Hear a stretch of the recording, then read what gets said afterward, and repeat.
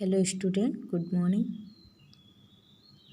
आज हम लोग विसर्ग संधि का अध्ययन करेंगे। विसर्ग संधि किसे कहते हैं? विसर्ग संधि विसर्ग के साथ है। विसर्ग के साथ, विसर्ग के साथ का मतलब क्या है? पहले शब्द के अंत में क्या हो? विसर्ग हो। पहले शब्द के अंत में क्या हो? देख रहे हैं हम ब्लू पेन से अंडरलाइन किए हैं। पहले शब्द के अंत में क्या हो? विसर्ग हो। विसर्ग के साथ क्या आए? स्वर या व्यंजन के मिलने से। स्वर आए या व्यंजन, इस दूसरे शब्द में भी अंडरलाइन कर दिए हैं।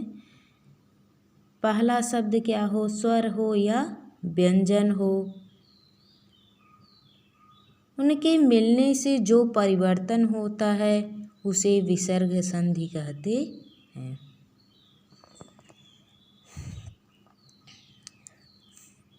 विसर्ग के साथ स्वर या व्यंजन के मिलने से जो परिवर्तन होता है उसे विसर्ग संधि कहते हैं।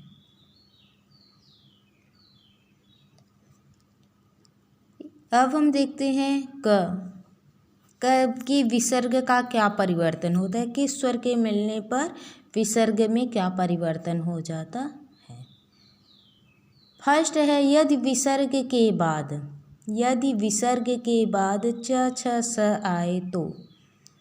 यदि विसर्ग के बाद च छ स आए तो विसर्ग स में बदल जाता है।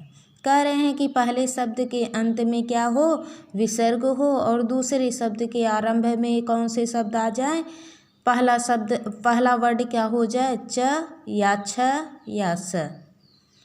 तो आगे वाला विसर्ग, पहले शब्द के अंत में जो विसर्ग लगा था वहाँ पर स आदेश हो जाता है। एग्जाम्पल हम देखते हैं। दुह प्लस चरित्र, दुह प्लस चरित्र। देख रहे हैं विसर्ग है, आगे वाले शब्द में च वर्ड आया है। इस प्रकार दोनों का संयोग हुआ और विसर्ग के स्थान पर हम स राइट कर दिए हैं। कुछ भी इसमें परिवर्तन नहीं है, बस स विसर्ग के बाद च आया है तो विसर्ग को स आदेश हो गया है। अब देखते हैं दुःशासन, रूल के हिसाब से आया, विसर्ग के बाद बड़ा सा आ गया है। ऊपर भी हम अंडरलाइन किए हैं कौन कौन से शब्द आने हैं।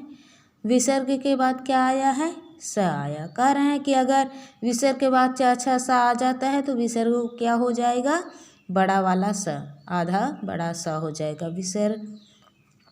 यहाँ पर भी हम दो लिख दिए हैं, शासन लिख दिए हैं विसर्ग के स्थान पर स।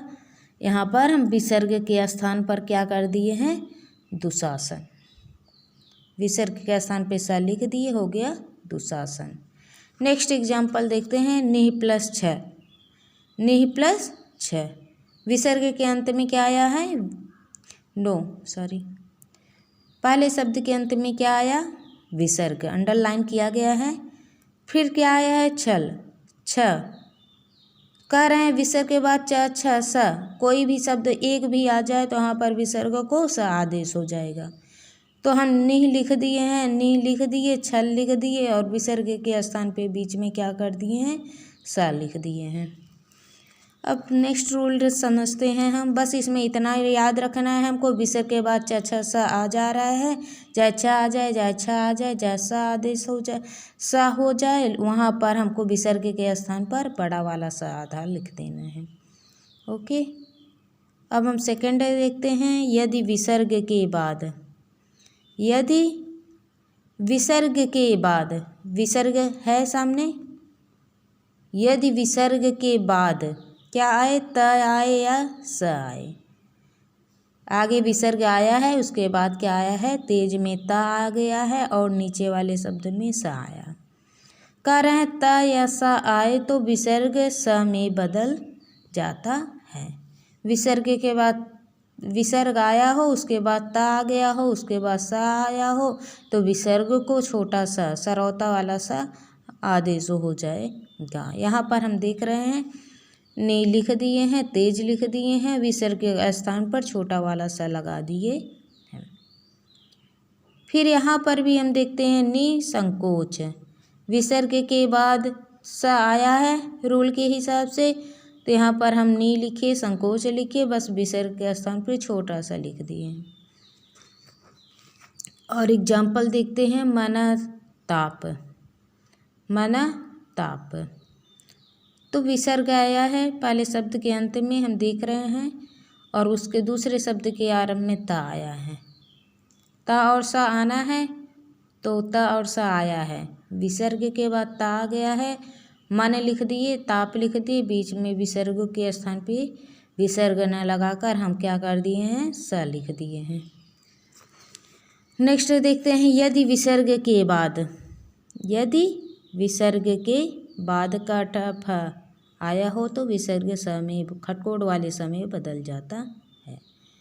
विसर्ग के बाद का क्या है, का ट फ, विसर्ग है उसके बाद क्या आना है, क आए, अट आए या फ आए। विसर्ग के बाद फ आ गया है, तो यहाँ पर कह रहे हैं कि विसर्ग को षटकोण वाला स आदेश हो जाता है। तो हम लिख दिए, नी लिख दिए, फल लिख दिए, और विसर्ग के स्थान पर षटकोण वाले स को हम राइट कर दिए हैं। पिन्नी कपट, विसर्ग के बाद का आया, क्या आना था, क आए या फ आए या ट आया, तो का आ गया है विसर्ग के बाद, तो नी लिख कर हम कपट लिख दिए, विसर्ग को खटकोण वाला सा राइट कर दिए।